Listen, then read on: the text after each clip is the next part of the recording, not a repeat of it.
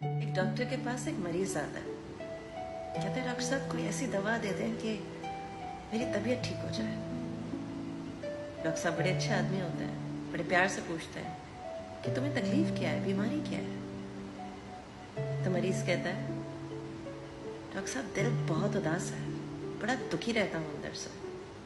कोई ऐसा नुस्खा, कोई ऐसी टैबलेट दे दें कि मैं ठीक हो जाऊँ। डॉक्टर साहब कहते हैं ऐसा करो, तुम दवा शवा के चक्कर में ना पड़ो, कहीं कोई साइड इफेक्ट हो तुम्हारी और तबीयत खराब हो जाए। तुम ऐसा करो, बगल में एक सर्कस लगता है, वो जाके देखो 2-3 दिन। उसमें आखिर में एक जोकर आता है, क्या हंसाता है, तुम्हारी 2 दिन में तबीयत साफ हो जाएगी और तुम एकदम खुशबाश बिल्कुल ठीक हो जाओगे बगैर किसी दवा के। तो मरीज कहता है डॉक्टर साहब मैं वही जोकर हूँ,